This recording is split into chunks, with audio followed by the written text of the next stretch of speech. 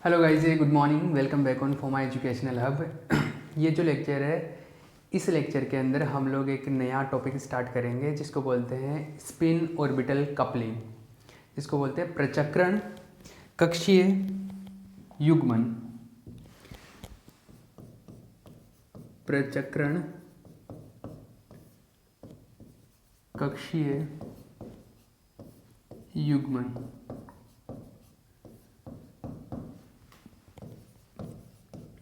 Spin orbital coupling. Spin orbital coupling. देखो, spin orbital coupling क्या होता है। हमने पहले जब अपने को क्वांटम नंबर्स की अगर मैं बात करूँ पहले, तो हमारे पास में 4 टाइप के क्वांटम नंबर होते हैं। जो क्वांटम संख्याएं होती है वो 4 टाइप की होती है।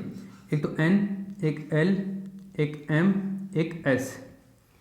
4 टाइप की क्वांटम संख्या होती है ना। ये l जो होती है ये कैपिटल L से मिलती है। ये जो s होती है एक तरीके से कैपिटल S से मिलती है। मतलब ये कक्षीय गति के कारण है। जब ऑर्बिटल मोशन होता है तब ये होता है। ये जो होता है ये होता है किसके कारण? स्पिन मोशन के कारण, चक्रण गति के कारण। तो इलेक्ट्रॉन एक कक्षा में जब गति करता है तो 2 टाइप की मोशन करता है। एक इलेक्ट्रॉन ऑर्बिट में जब मोशन कर रहा होता है 2 टाइप की मोशन होता है। एक तो ऑर्बिटल मोशन, एक स्पिन मोशन। मतलब खुद के एक्सिस पे भी अप डाउन चलता रहता है। तो एक तो चक्रण गति होती है, एक कक्षीय गति होती है। अब चक्रण गति है, एक कक्षीय गति है। 2 टाइप की गतियां होगी, एक तो ऑर्बिटल मोशन, एक स्पिन। जो ऑर्बिटल मोशन होता है इसकी वजह से, ड्यू टू ऑर्बिटल मोशन, इसकी वजह से जो चुंबकीय आघूर्ण उत्पन्न होता है उसको बोलते हैं म्यू एल। पहले तो इसको एम से बोल रहे थे लोग, हैं कक्षीय चुंबकीय आघूर्ण ये बोल रहे थे, लेकिन अभी मैं म्यू एल से लिख रहा हूँ इसको। तो ये कक्षीय चुंबकीय आघूर्ण उत्पन्न हो रहा है, म्यू एल लिख रहा हूँ इसको बोल रहे हैं क्या? कक्षीय चुंबकीय आघूर्ण, ऑर्बिटल मैग्नेटिक मोमेंट। और ये चक्रण गति के कारण भी चक्रण चुंबकीय आघूर्ण उत्पन्न होगा, स्पिन मैग्नेटिक मोमेंट। इसको म्यू एस से रिप्रेजेंट कर रहे हैं। तो इसकी वजह से ये मैग्नेटिक फील्ड जनरेट होगा और ये उत्पन्न होगा, इसकी वजह से भी ये उत्पन्न होगा। अब क्या हो रहा है? चक्रण गति के कारण चक्रण चुंबकीय आघूर्ण और कक्षीय गति के कारण कक्षीय चुंबकीय आघूर्ण, स्पिन मैग्नेटिक मोमेंट और ऑर्बिटल मैग्नेटिक मोमेंट दोनों जनरेट हो गए। अब ये दोनों एक दूसरे को प्रभावित करते हैं, एक का इफेक्ट दूसरे पे होता है। मतलब इनका आपस में म्यूचुअल इंटरेक्शन होता है। एक का इफेक्ट दूसरे पे होने से आपस में अन्योन्य क्रियाएं होती है। इसकी और इसकी आपस में अन्योन्य क्रियाएं होती है। और इस अन्योन्य क्रिया से, इस म्यूचुअल इंटरेक्शन से क्या होता है? एक नया ऊर्जा का टर्म्स आता है, एक नया ऊर्जा का टर्म आता है, एक नया पद आता है निकल के। तो जो नया ऊर्जा का टर्म आएगा, उस ऊर्जा के टर्म की वजह से, नए एनर्जी टर्म की वजह से क्या होता है? जो ऊर्जा स्तर है वो स्प्लिट हो जाते हैं। ऊर्जा जो स्तर है उनमें क्या हो जाता है? उनमें विभाजन हो जाता है। जैसे पहले हो रहा था ना, एक दूसरी वजह से हो रहा था वहाँ पे, मैग्नेटिक फील्ड की वजह से, उसी तरीके से यहाँ पे किसी और चीज़ की वजह से हो रहा है, स्पिन ऑर्बिटल कपलिंग की वजह से हो रहा है। इसमें और इसमें क्या होता है? अन्योन्य क्रिया से युग्मन होता है। युग्मन का मतलब होता है कपलिंग। मतलब एक का इफेक्ट दूसरे पे तो ऐड होता है या सब्ट्रैक्ट होता है, या तो कुछ जुड़ता है या कुछ घटता है। तो उसकी वजह से क्या होता है? एनर्जी के नए टर्म आ जाते हैं। इस चीज को क्या बोलता है? इस चीज को क्या बोलते हैं? प्रचक्रण कक्षीय युग्मन बोलते हैं इसको। प्रचक्रण कक्षीय युग्मन। तो इसको लिखो, इसको लिखो, इसकी डेफिनेशन लिखो सबसे पहले।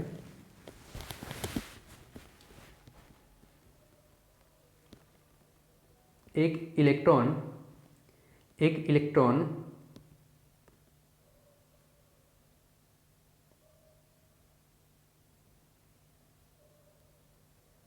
की कक्षीय गति के कारण, एक इलेक्ट्रॉन की कक्षीय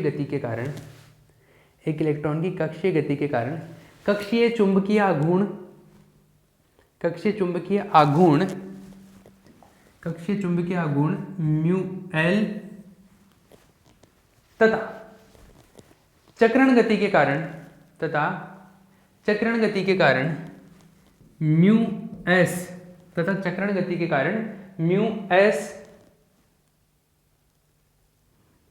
म्यू एस के ब्रैकेट में लिख लेना, चक्रण चुंबकीय आघूर्ण, चक्रण चुंबकीय आघूर्ण उत्पन्न होता है, उत्पन्न होता है।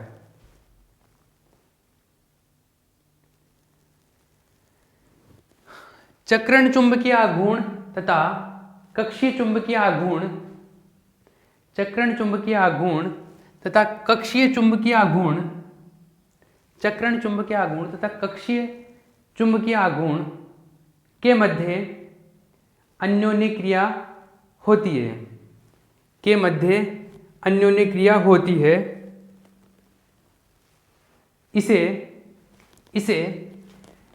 प्रचक्रण कक्षीय युग्मन कहते हैं, इसे प्रचक्रण कक्षीय युग्मन कहते हैं, इसे प्रचक्रण कक्षीय युग्मन कहते हैं। ठीक है, ये हिंदी में हो गया। अब इंग्लिश में लिखवा देता हूं। इंग्लिश में लिखो,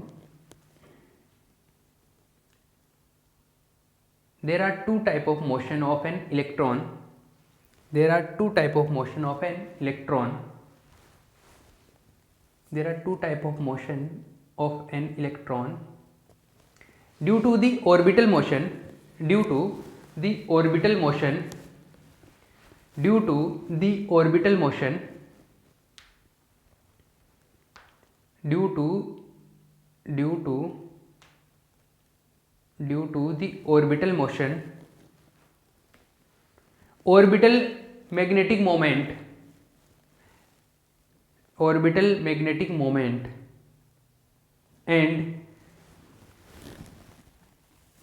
due to the spin, due to the spin magnetic moment, spin magnetic moment are generated, are generated, are generated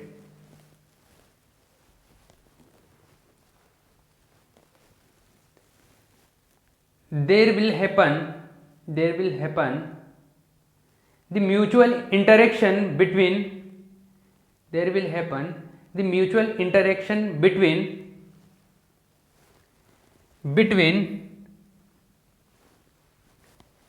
spin magnetic moment, between spin magnetic moment bracket में लिखना mu s, spin magnetic moment bracket में लिखना mu s and orbital magnetic moment, and orbital magnetic moment bracket में लिखना mu l, and orbital magnetic moment mu L.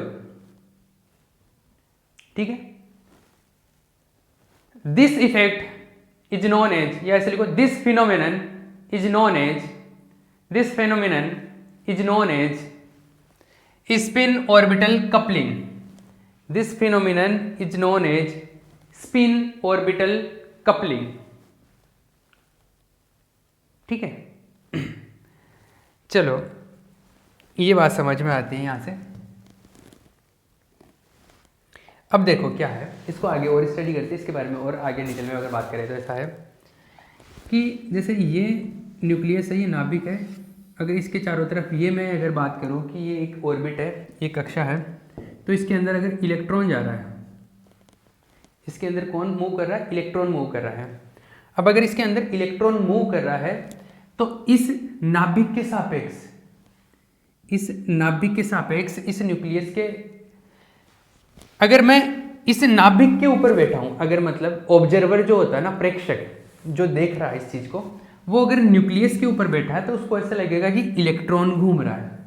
जाहिर सी बात है, अगर हम लोग बीच में बैठे तो हम लोगों को लगेगा कि देखो इलेक्ट्रॉन चल रहा है, इलेक्ट्रॉन चल रहा है, इलेक्ट्रॉन चल रहा है ना।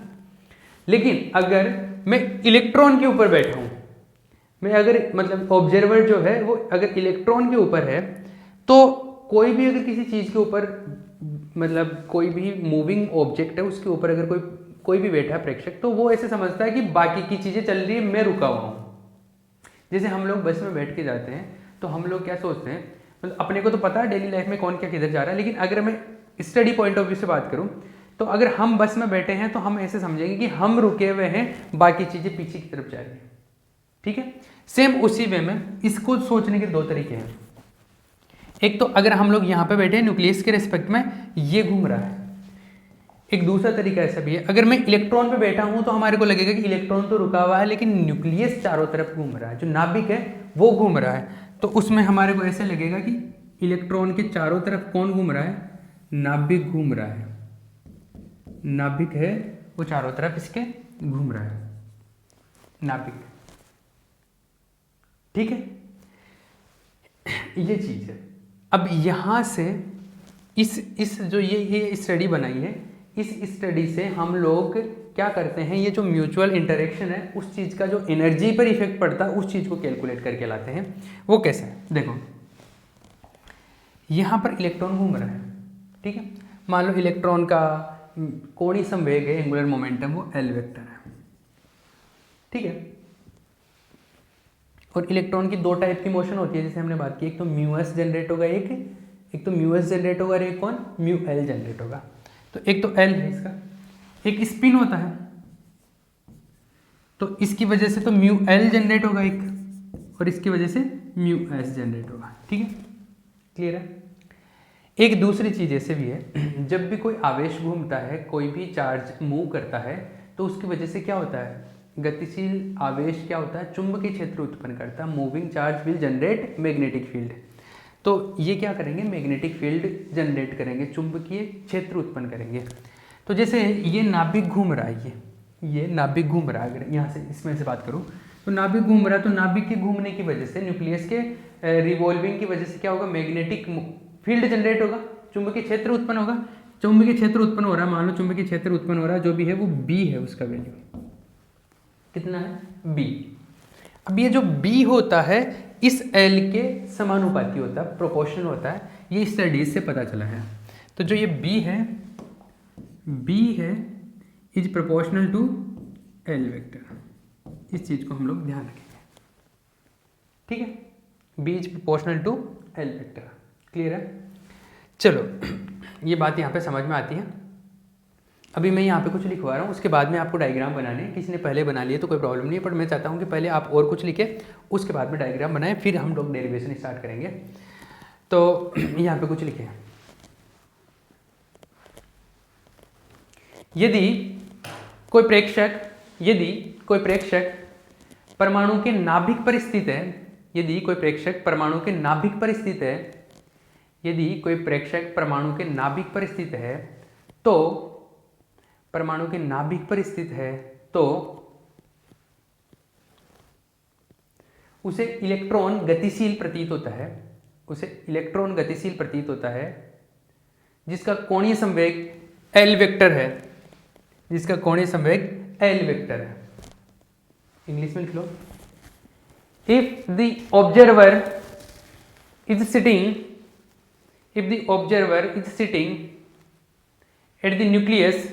at the nucleus, if the observer is sitting at the nucleus, then it will be appeared that electron is revolving with angular momentum L vector, ठीक है। एक तो ये मान लिया। दूसरा, अगर हम लोग इलेक्ट्रॉन पर बैठे हुए हैं, इलेक्ट्रॉन पर ऑब्जर्वर है, तो सेकंड लिखो, यदि प्रेक्षक इलेक्ट्रॉन पर स्थित है, यदि प्रेक्षक इलेक्ट्रॉन पर स्थित है, यदि प्रेक्षक इलेक्ट्रॉन पर स्थित है, यदि प्रेक्षक इलेक्ट्रॉन पर स्थित है, तो उसे प्रतीत होगा कि नाभिक इलेक्ट्रॉन के चारों ओर चक्कर लगा रही है, तो उसे प्रतीत होगा कि नाभिक इलेक्ट्रॉन के चारों ओर चक्कर लगाती है,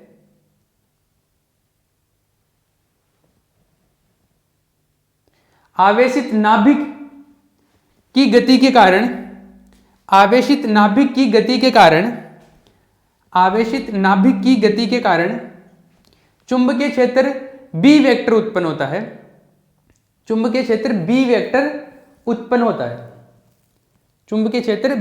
उत्पन्न होता है, ठीक है। अभी ये डायग्राम छाप लो। मैं इंग्लिश में लिखवाता हूँ उसको। If the observer is situated on the electron, if the observer is situated on the electron, then it is appeared that nucleus is moving and electron is stationary. Nucleus is moving and electron is stationary due to the motion of charged nucleus. Due to the motion of charged nucleus, magnetic field B will be generated. Magnetic field B will be generated.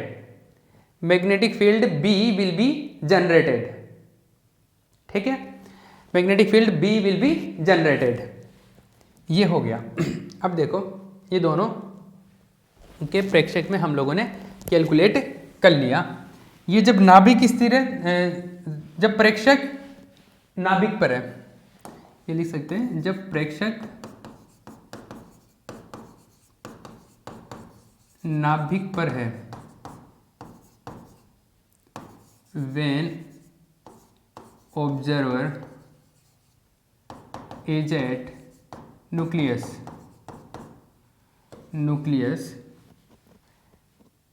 when observer is at electron,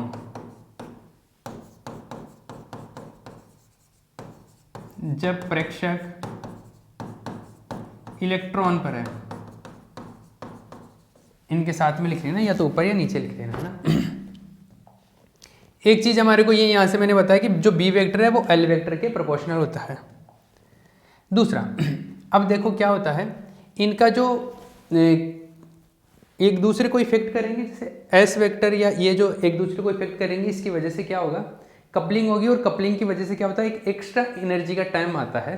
तो ये जो diagram छाप ली, इसके बाद में एक चीज लिखना है, यहाँ पे एक चीज लिखना,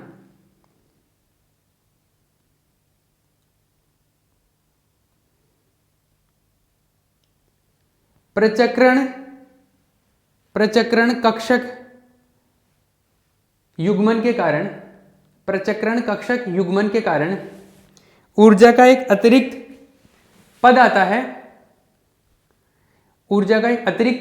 है, जो निम्न प्रकार होता है, due to the coupling an energy term is generated, और वो इस तरीके से होता है, ESL, इसलिए मतलब S और L, S चक्रण को बता रहा है, L कक्षा को बता रहा है, ये ऑर्बिटल मोशन को, ये स्पिन को। तो इन दोनों की कपलिंग की वजह से एक एनर्जी टर्म आता है, वो इस तरीके से आता है, और वो जो है प्रोपोर्शनल होता है, किसके प्रोपोर्शनल होता है, वो प्रोपोर्शनल होता है म्यू एस वेक्टर और बी वेक्टर के प्रोपोर्शनल होता है, म्यू एस वेक्टर और बी वेक्टर के प्रोपोर्शनल होता है, इन दोनों के प्रोपोर्शनल होता है ये, ठीक है। इसको नेगेटिव साइन के साथ में भी लिखा जाता है, लेकिन मैं ये नेगेटिव साइन जो है वो प्रोपोर्शनलिटी कांस्टेंट में ले जाऊंगा, बाकी इसको नेगेटिव साइन के साथ में भी लिखा जाता है। ये इस तरीके से लिया जाता है, इसका जो एनर्जी टर्म आता है। दूसरा, यहाँ पे जो है इसको इक्वेशन नंबर 2 बोल देता हूँ। तो फ्रॉम 1 and 2, देखो बी वेक्टर को एल वेक्टर से रिप्रेजेंट कर सकता हूँ। एक और चीज, सिंस अपने को पता है कि म्यू एस वेक्टर जो होता है वो माइनस जी एस और ई वेक्टर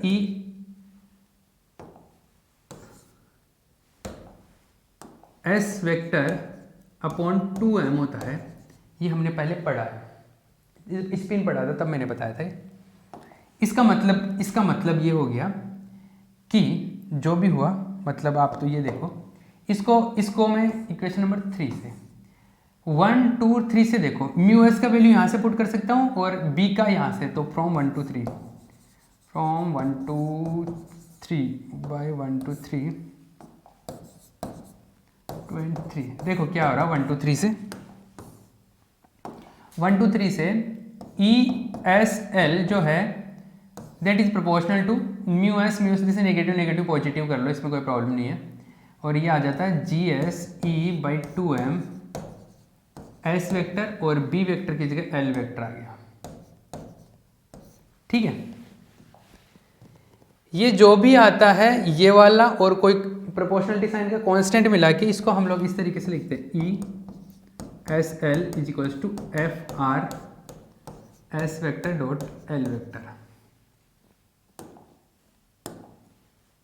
ये है। अब देखो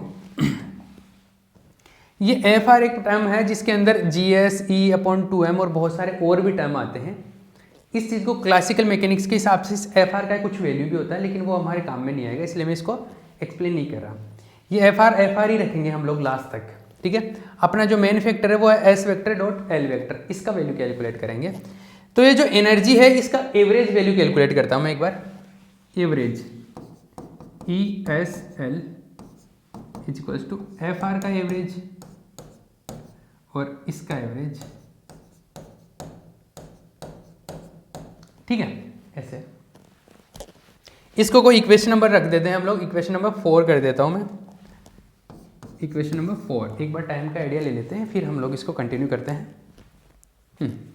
टाइम है अपने पास में, काफ़ी है। देखो चक्रण गति के कारण क्या हुआ, हमारे को पता है यहाँ पर दो टाइप की मोशन होती है इलेक्ट्रॉन की, एक तो स्पिन एक ऑर्बिटल, एक तो कक्षीय एक चक्रण। तो कक्षीय गति के कारण कक्षीय कोणीय संवेग उत्पन्न होगा, चक्रण गति के कारण चक्रण कोणीय संवेग उत्पन्न होगा। स्पिन की वजह से स्पिन एंगुलर मोमेंटम और ऑर्बिटल की वजह से ऑर्बिटल एंगुलर मोमेंटम। तो जो रिजल्टेंट रिजल्टेंट एंगुलर मोमेंटम होता है वो इस तरीके से दिया जाता है। इलेक्ट्रॉन का परिणामी कोणीय संवेग रिजल्टेंट एंगुलर मोमेंटम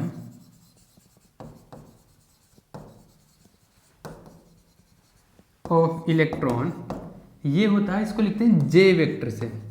ये होता है S vector plus L vector, दोनों का वेक्टर एडिशन कर दो। ठीक है, क्लियर है।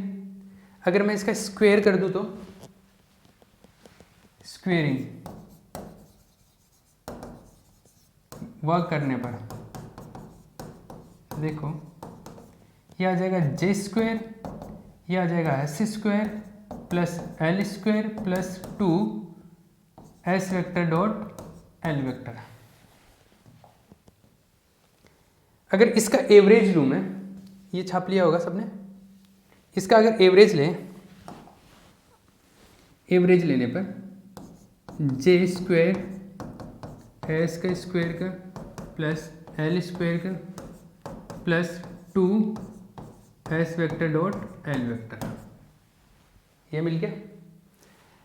ये क्यों कर रहा हूँ मैं, ये इसलिए कर रहा हूँ कि मुझे यहाँ पे जरूरत पड़ेगी एस वेक्टर, सॉरी इसका एवरेज नहीं लिखा क्या मैंने, यहाँ लिख दिया नहीं रहा। ये S vector dot L vector का एवरेज चाहिए मुझे तो ये एनर्जी का टर्म चाहिए, मेन चीज़ तो ये है। इसके लिए मुझे ये चाहिए और ये लाने के लिए मैं ये जुगाड़ लगा रहा हूँ। अब देखो ये वाला टर्म यहाँ पर है तो इसका वैल्यू कैलकुलेट करना है। तो देखो इसका वैल्यू कैलकुलेट करें तो S vector dot L vector का जो एवरेज आएगा वो आएगा यहाँ से J square minus S square minus L square और अपॉन 2 आएगा, है ना। तो 1/2 कर देता हूँ मैं इसको। This is minus, this is minus. ठीक है, अब एक और चीज़ देखो आप, हम लोगों ने पढ़ा है कि जो एल वेक्टर है इसका जो वैल्यू आता है वो H cut root L plus 1 आता है, ऐसा आता है। ये कैपिटल एल होता है, स्मॉल एल होता है। अगर इसको एल स्क्वायर करें तो एल स्क्वायर जो होता है वो होता है H cut square L plus 1, square कर दिया। इसी तरीके से एस स्क्वायर जो होता है वो ऐसे आता है H cut square small S plus 1। इसी तरीके से जे का भी वैल्यू, ये दो हम लोग पहले पढ़ चुके हैं, जब स्पिन पढ़ा था तब ये बताया था, इससे पहले ये बता चुका था।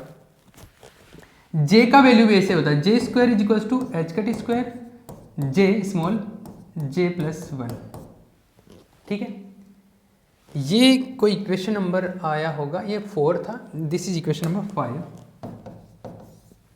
This is 5 6 7 8। तो 6 7 8 से एल स्क्वायर एस स्क्वायर और जे स्क्वायर के वैल्यू यहाँ पे टिका दो, तो यहाँ पर अगर पुट करेंगे तो क्या होगा, 5 6 7 8 से बाई 5 6 7 एंड 8, देखो क्या आएगा, S vector dot L vector 1/2 J square का वैल्यू आएगा एच कट स्क्वायर जे प्लस 1 माइनस एस स्क्वायर का H cut square S plus 1 minus L square का आएगा H cut square L plus 1। ये मिला। इसमें देखो ये आया S vector dot L vector, इसमें से एच कट स्क्वायर कॉमन आ जाएगा, एच कट स्क्वायर बाई 2, तो ये बचा जे plus 1 minus S plus 1 minus L plus 1। ये वाला वैल्यू मिल गया और इसको लिख देता हूं मैं इक्वेशन नंबर 9।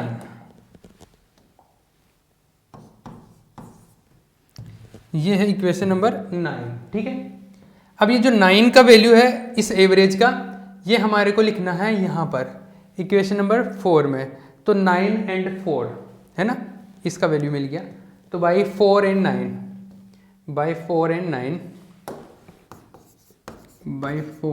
एंड 9 जो ई एस एल का जो एवरेज वैल्यू है वो आ गया अपने पास एफ आर, और उसके बाद में ये सारा वैल्यू मिल गया है ना। तो इसको तो मैं डायरेक्टली लिख देता हूँ, कॉपी कर देता हूँ यहाँ से,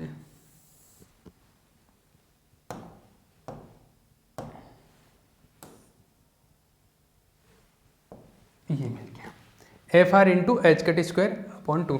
एफ आर का भी हमारे पास में एवरेज वैल्यू था। ठीक है, ये मिल गया।